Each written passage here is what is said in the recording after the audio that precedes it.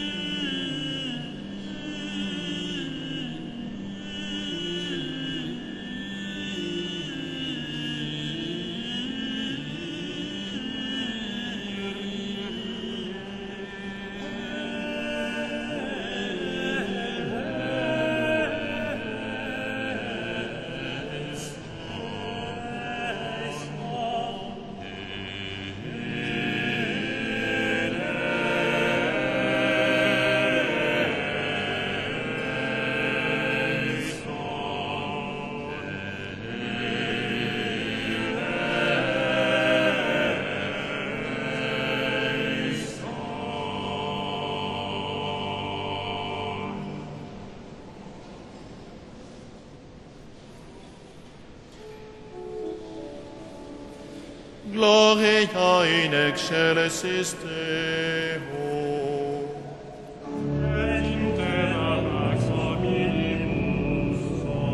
Voluntatis,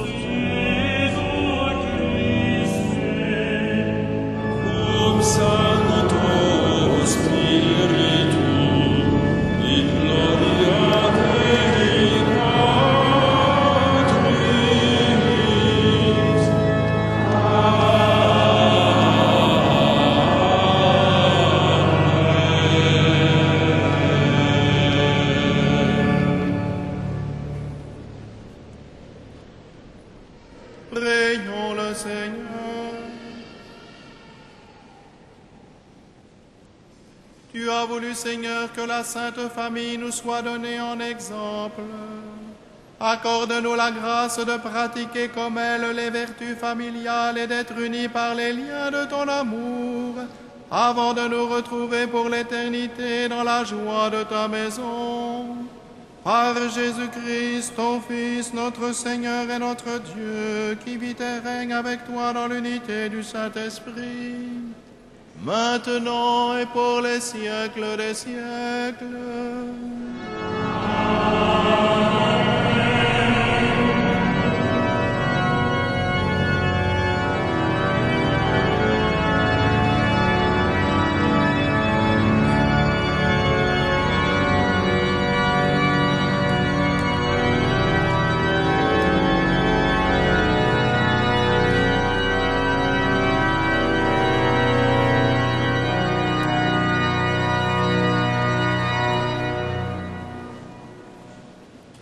Lecture du premier livre de Samuel. Le temps venu, Anne conçut et mit au monde un fils. Elle lui donna le nom de Samuel, c'est-à-dire Dieu exauce, car, disait-elle, je l'ai demandé au Seigneur. Elkana, son mari, monta au sanctuaire avec toute sa famille pour offrir au Seigneur le sacrifice habituel et celui du vœu pour la naissance de l'enfant. Anne, elle, n'y monta pas. Elle dit à son mari, « Quand l'enfant sera sevré, je l'emmènerai. Il sera présenté au Seigneur et il restera là pour toujours. » Lorsque Samuel eut été sevré, Anne, sa mère, le conduisit à la maison du Seigneur à Silo. Elle avait pris avec elle un taureau de 3 ans, un sac de farine et une outre de vin. On offrit le taureau en sacrifice et on présenta l'enfant au prêtre Élie. Anne lui dit alors, « Écoute-moi, mon Seigneur, je t'en prie.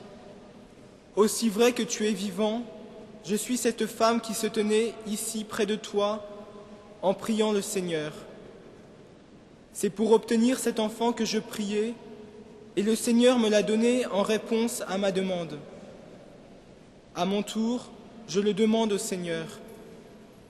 Il demeurera donné au Seigneur tous les jours de sa vie. » Alors, ils se prosternèrent devant le Seigneur. Parole du Seigneur.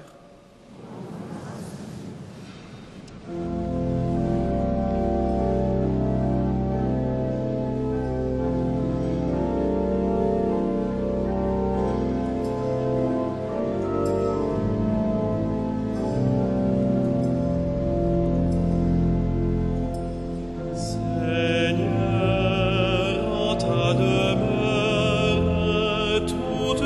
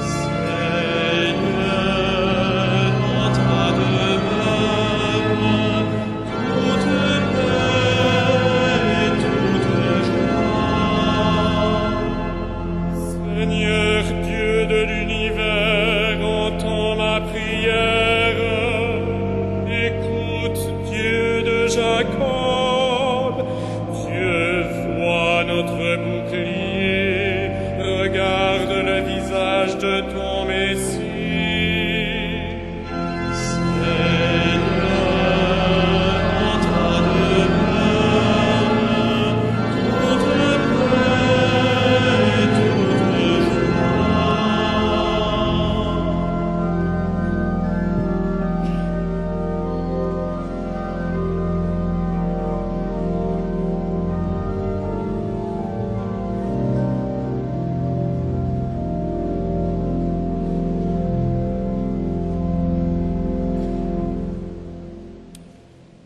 Lecture de la première lettre de Saint Jean. Mes bien-aimés, voyez comme il est grand l'amour dont le Père nous a comblés.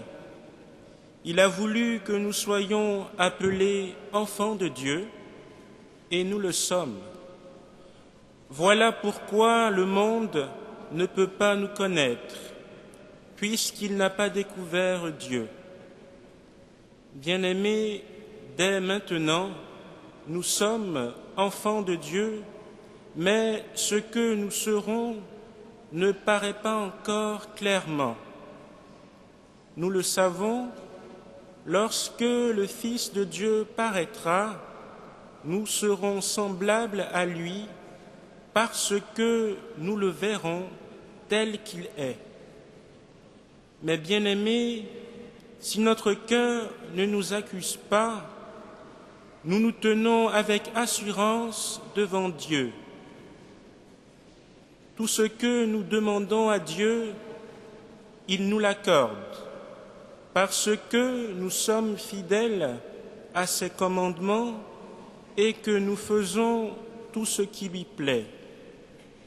Or, voici son commandement: avoir foi en son Fils, Jésus-Christ, et nous aimer les uns les autres comme il nous l'a commandé. Et celui qui est fidèle à ses commandements demeure en Dieu, et Dieu en lui. Et nous reconnaissons qu'il demeure en nous, puisqu'il nous a donné son esprit. Parole du Seigneur.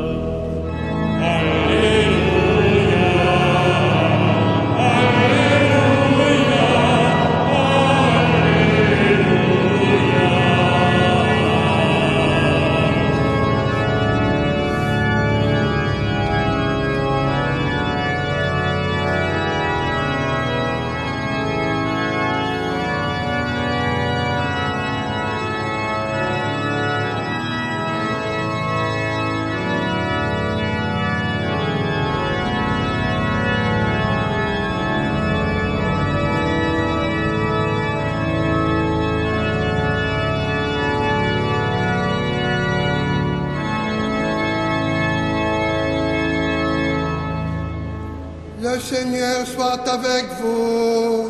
Et avec votre esprit. Évangile de Jésus-Christ selon Saint Luc. Gloire à toi, Seigneur.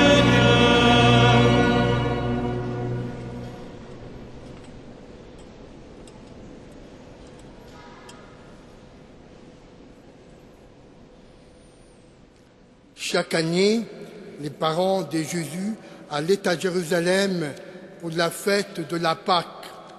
Quand il eut 12 ans, il fit le pèlerinage suivant la coutume.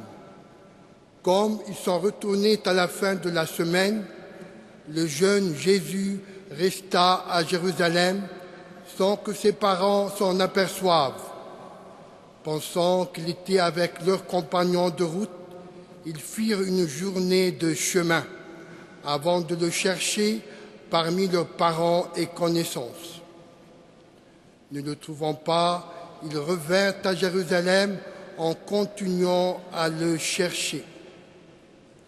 C'est au bout de 3 jours que le trouvèrent dans le temple, assis au milieu des docteurs de la loi. Il les écoutait et leur posait des questions, et tous ceux qui l'entendaient s'extasiaient sur son intelligence et sur ses réponses. En le voyant, ses parents furent stupéfaits, et sa mère lui dit : « Mon enfant, pourquoi nous as-tu fait cela ? Vois comme nous avons souffert en te cherchant, ton père et moi. » Il leur dit : « Comment se fait-il que vous m'ayez cherché ? Ne le saviez-vous pas ? C'est chez mon père que je dois être. » Mais ils ne comprirent pas ce que leur disait. Il descendit avec eux pour rentrer à Nazareth. Il leur était soumis. Sa mère gardait dans son cœur tous ces événements. Quant à Jésus, il grandissait en sagesse, en taille et en grâce sous le regard de Dieu et des hommes. Acclamons la parole de Dieu. Seigneur Jésus.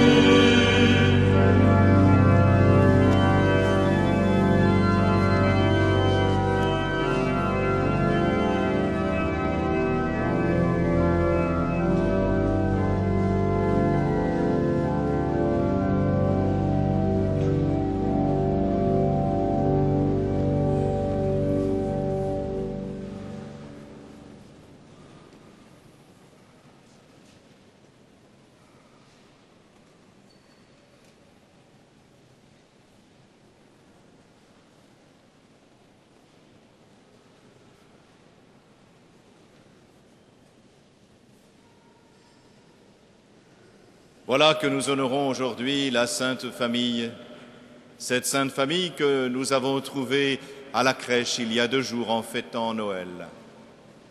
Quelle famille extraordinaire! Jésus, Marie, Joseph. Quand l'Église appelle quelqu'un à la sainteté, c'est pour le donner en exemple. Mais est-il possible de se servir de cette famille aussi extraordinaire et de s'en servir comme d'un modèle? Car enfin, l'enfant, c'est l'enfant Dieu, c'est le Fils de Dieu. La mère, c'est une vierge qui a conçu de l'Esprit. Et le Père, même si c'est sans doute le meilleur des hommes, eh bien, il n'est pas le géniteur de l'enfant. Comment cette famille aussi extraordinaire pourrait-elle servir de modèle à nos propres familles? Et pourtant, incontestablement, cette famille peut servir de modèle. Regardons tout d'abord Joseph. Joseph, oui, parce que c'est souvent l'oublié. Joseph reçoit la paternité de Dieu lui-même. Cela veut dire qu'au fond, la paternité, ce n'est pas inné. Il n'y a qu'à regarder simplement le jour d'une naissance. La maman, en général, sait tout de suite les gestes qu'il faut faire. Mais regardez le père. En général, il est gauche et maladroit. Cela veut dire que la paternité, mais ce n'est pas inné. La paternité, cela doit s'apprendre. La paternité doit s'acquérir. Joseph a reçu la paternité de Dieu lui-même, car par les paroles de l'ange, il lui a dit « Tu le nommeras Jésus ». Or, donner son nom, clairement dans la Bible, ça veut dire recevoir l'autorité même de Dieu. Mais cette autorité, c'est pour faire grandir. C'est d'ailleurs l'étymologie du mot « autorité ». Faire grandir, oui, Jésus est confié à Joseph pour qu'il le fasse grandir en humanité. Car celui seul qui est véritablement Père, c'est-à-dire Dieu, lui fait grandir dans l'amour. Voilà ce qu'est la véritable paternité. Et c'est cela que Joseph nous apprend. Transmettre une partie de son patrimoine génétique ne suffit pas pour être père. Cela, c'est dans l'ordre de la filiation biologique et on sait l'importance de la généalogie. Mais il ne s'agit pas de cela. Il s'agit de la paternité et de la paternité humaine qui ne peut se recevoir que de Dieu. Joseph a reçu cette paternité pour que nous apprenions que toute paternité vient de Dieu. C'est d'ailleurs pour cela que l'on appelle les prêtres pères ou bien abbés, ce qui veut dire la même chose. Car il y a une seule paternité, celle de Dieu. Ainsi, le prêtre reçoit cette paternité pour faire grandir dans l'amour le peuple qui lui est confié. Voilà ce que Joseph nous apprend. Toute paternité se reçoit de Dieu. Marie, bien sûr, a accueilli la vie. Elle a dit oui à la volonté de Dieu. Elle a accepté de recevoir cette mission si extraordinaire de porter l'enfant Dieu pour le donner au monde. Mais Marie nous apprend aussi quelque chose.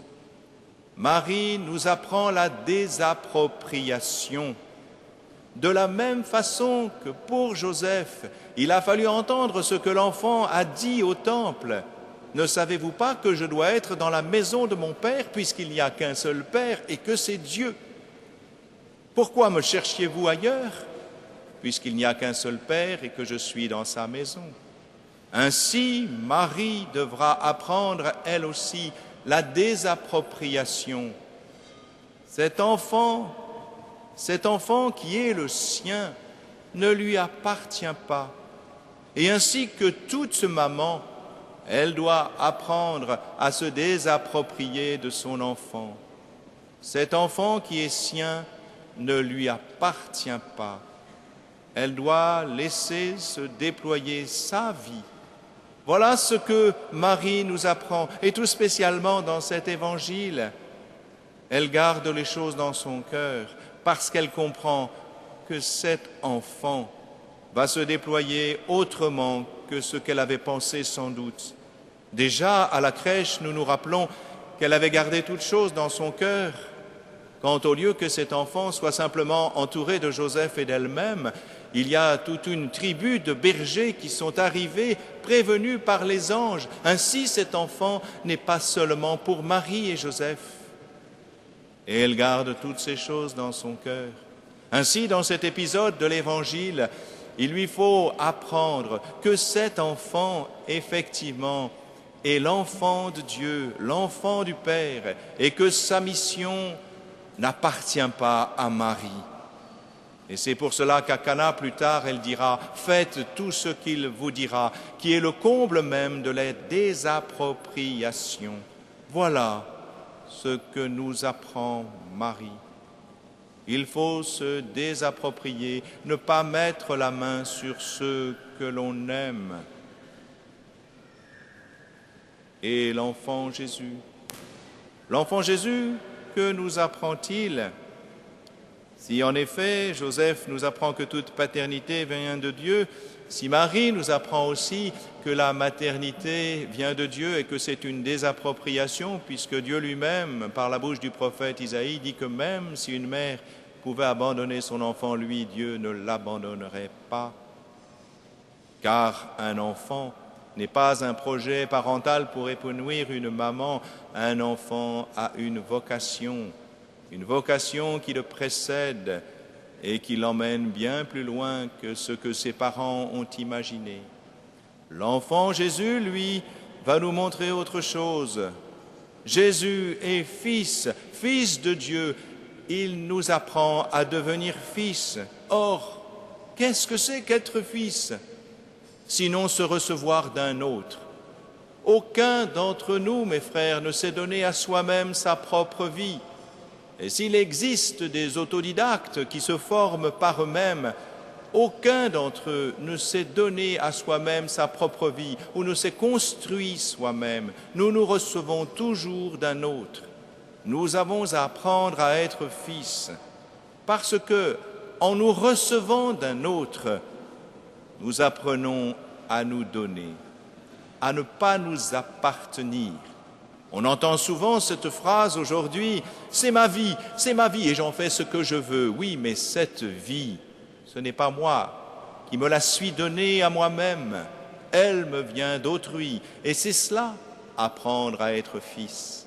Si j'apprends à être fils et à me recevoir d'un autre, comme le Fils de Dieu se reçoit du Père, eh bien j'apprends aussi à me donner tout entier, sans rien garder pour moi. J'apprends à donner ma vie. Et qu'est-ce que c'est que donner sa vie? C'est le comble de l'amour, car comme le dit le Christ à ses disciples comme un testament, la veille de sa passion, il n'y a pas de plus grand amour que de donner sa vie pour ceux qu'on aime. Or, pour donner sa vie, il faut apprendre à se recevoir. Voilà ce que nous apprend Jésus. Il nous apprend à nous recevoir pour mieux nous donner. Il nous apprend à être fils pour aimer en vérité. Alors seulement nous accomplirons notre baptême qui a fait de nous des fils de Dieu. Voilà ce soir le message de la Sainte Famille. Chacun de ses membres, Joseph, Marie et Jésus, a quelque chose à nous apprendre pour que nous devenions plus humains, pour que nous soyons habités et que nous accomplissions cette image que Dieu a déposée dans nos cœurs et que nous puissions vivre enfin cette vocation qui est la nôtre, celle d'aimer comme Dieu nous aime.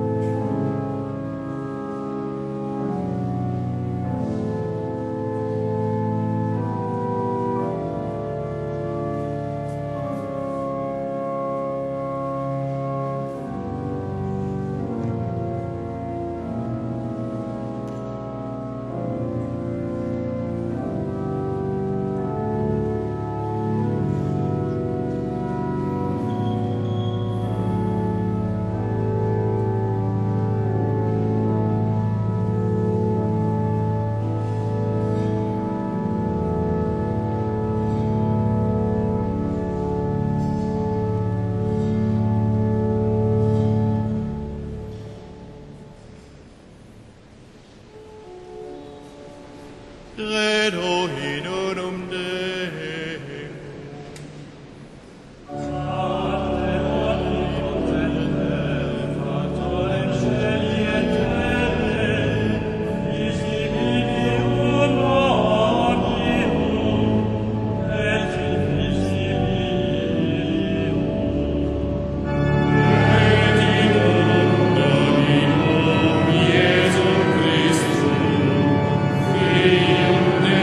Deus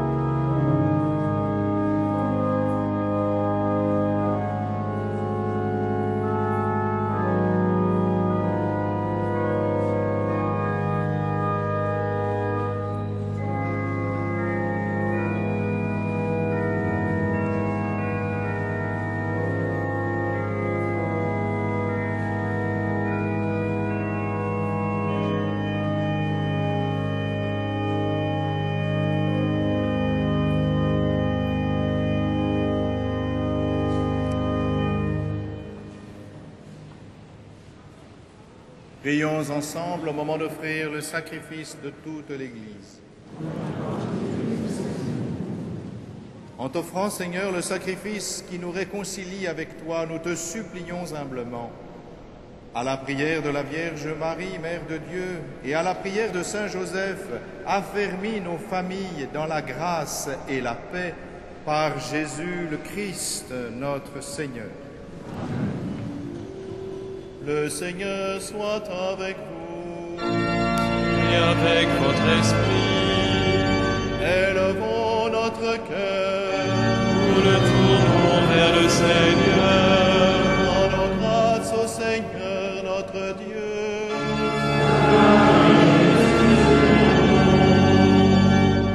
Vraiment, il est juste et bon de te rendre gloire, de t'offrir notre action de grâce toujours et en tout lieu. À toi, Père très saint, Dieu éternel et tout-puissant. Car la révélation de ta gloire s'est éclairée pour nous d'une lumière nouvelle dans le mystère du Verbe incarné. Maintenant, nous connaissons en lui Dieu qui s'est rendu visible à nos yeux, et nous sommes entraînés par lui à aimer ce qui demeure invisible. C'est pourquoi, avec les anges et les archanges, avec les puissances d'en haut et tous les esprits bienheureux, nous chantons l'hymne de ta gloire, et sans fin nous proclamons.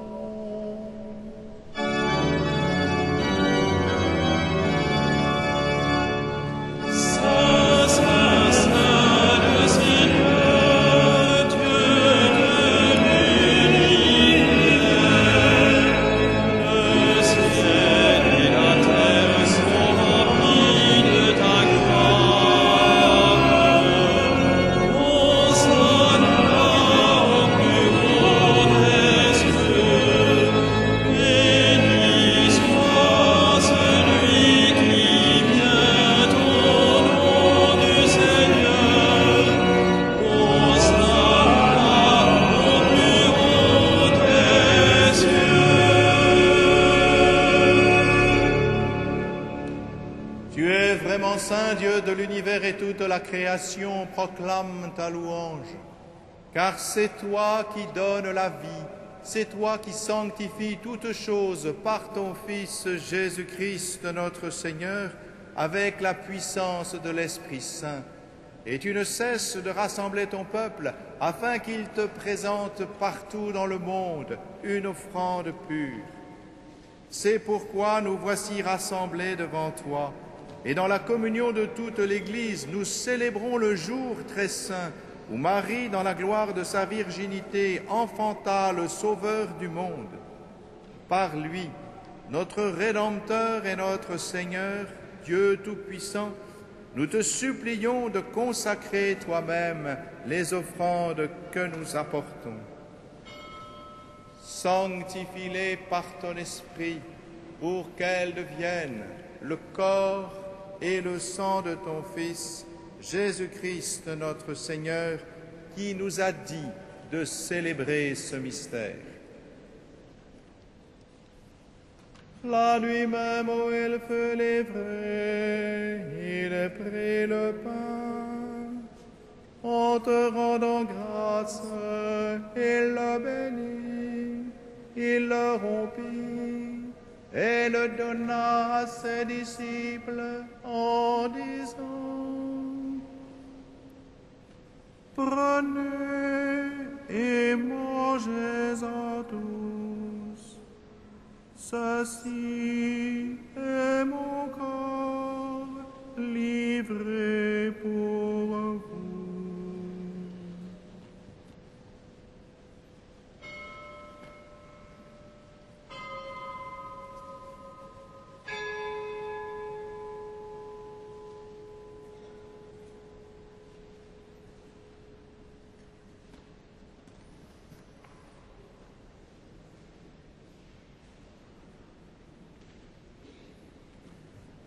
De même, à la fin du repas, il a pris la coupe En te rendant grâce, il la bénit et la donna à ses disciples en disant: Prenez et buvez-en tous, car ceci est la coupe de mon sang, le sang de l'alliance nouvelle et éternelle, qui sera versé pour vous et pour la multitude en rémission des péchés. Vous ferez cela en mémoire de moi.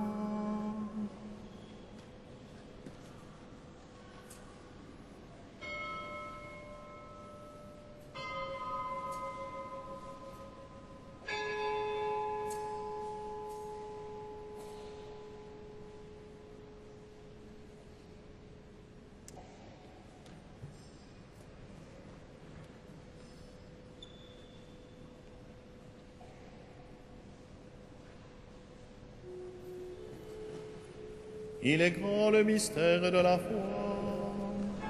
Nous proclamons ta mort, Seigneur Jésus. Nous célébrons ta résurrection. Nous attendons ta venue dans la gloire. En faisant mémoire de ton Fils, de sa passion qui nous sauve, de sa glorieuse résurrection et de son ascension dans le ciel, alors que nous attendons son dernier avènement, nous présentons cette offrande vivante et sainte pour te rendre grâce. Regarde, Seigneur, le sacrifice de ton Église et daigne reconnaître celui de ton Fils qui nous a rétablis dans ton alliance.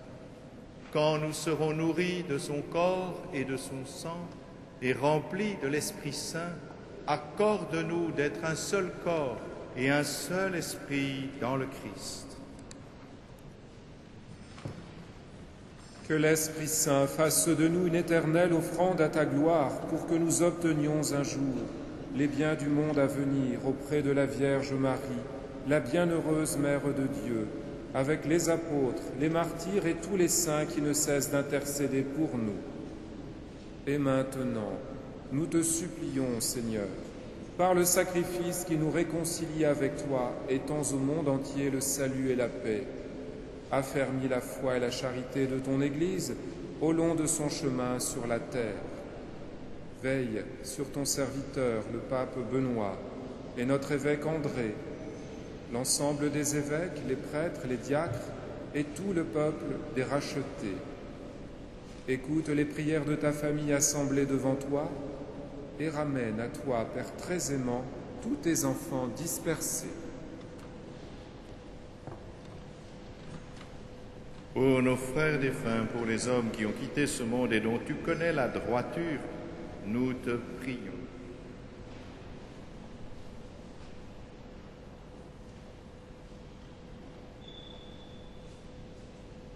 Reçois-les dans ton royaume où nous espérons être comblés de ta gloire tous ensemble et pour l'éternité, par le Christ notre Seigneur, par qui tu donnes au monde toute grâce et tout bien.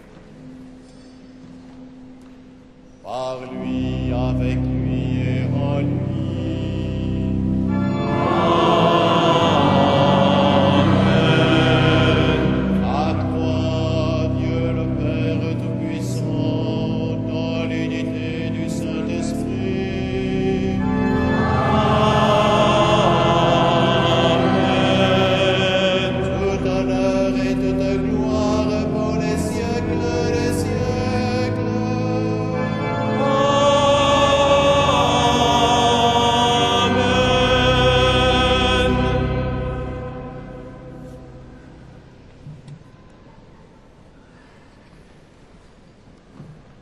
Unis dans le même esprit, nous pouvons dire avec confiance la prière que nous avons reçue du Sauveur.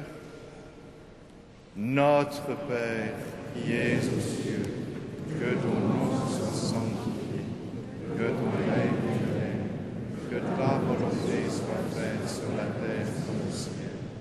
Donne-nous aujourd'hui notre pain de ce jour.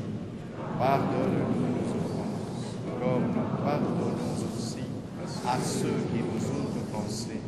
Et ne nous soumets pas à la tentation, mais délivre-nous. Délivre-nous de tout mal, Seigneur, et donne la paix à notre temps.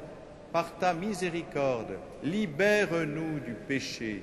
Rassure-nous devant les épreuves en cette vie où nous espérons le bonheur que tu promets et l'avènement de Jésus-Christ, notre Sauveur, car c'est le règne, la puissance et la gloire pour les siècles.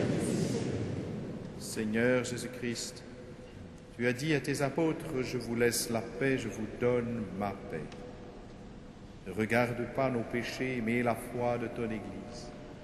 Pour que ta volonté s'accomplisse, donne-lui toujours cette paix et conduis-la vers l'unité parfaite, toi qui règnes pour les siècles des siècles. Que la paix du Seigneur soit toujours avec vous. Frères et sœurs, dans la charité de Christ, donnez-vous la paix.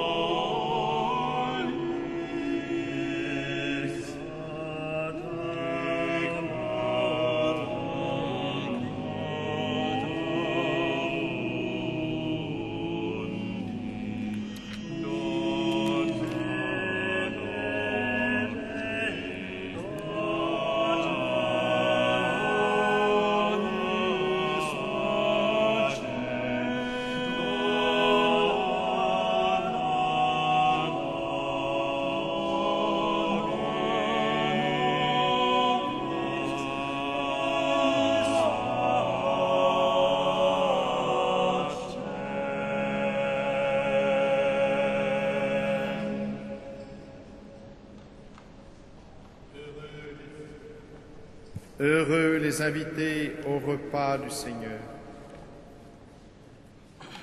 Voici l'agneau de Dieu qui enlève le péché du monde. Seigneur, je ne suis pas digne de te recevoir, mais dis seulement une parole et je serai guéri. Corps du Christ, nous garde pour la vie éternelle.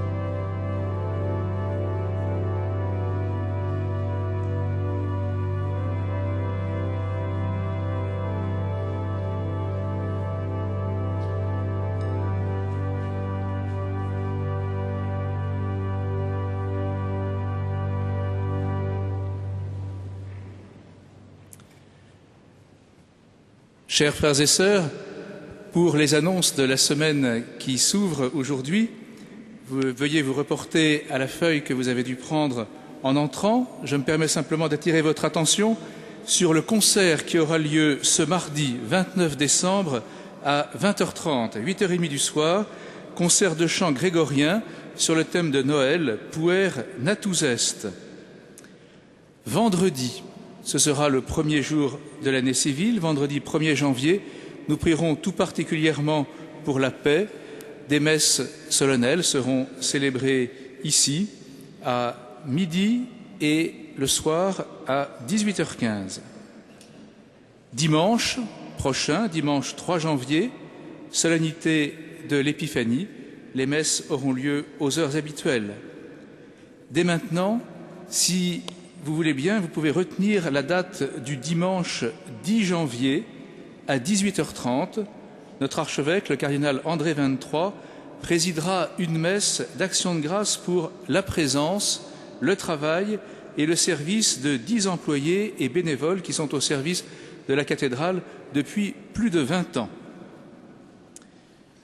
Enfin, nous vous souhaitons, le recteur, archiprêtre, les chapelains et les prêtres étudiants de la cathédrale vous offrent déjà leurs vœux les meilleurs pour que 2010 soit une bonne année, une année de paix, d'espérance et une année de charité. Très bonne année à chacun et à chacune d'entre vous. Pouvons-nous lever pour reprendre la fin de cette messe avec Monseigneur Michel Aupetit, vicaire général du diocèse de Paris. Prions ensemble.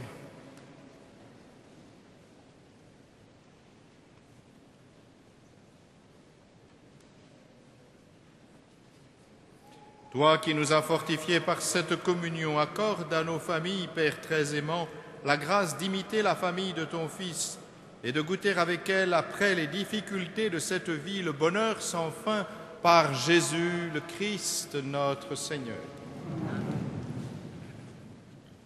Le Seigneur soit avec vous. Avec votre esprit. Que Dieu Tout-Puissant vous bénisse, le Père, le Fils et le Saint-Esprit. Allez dans la paix du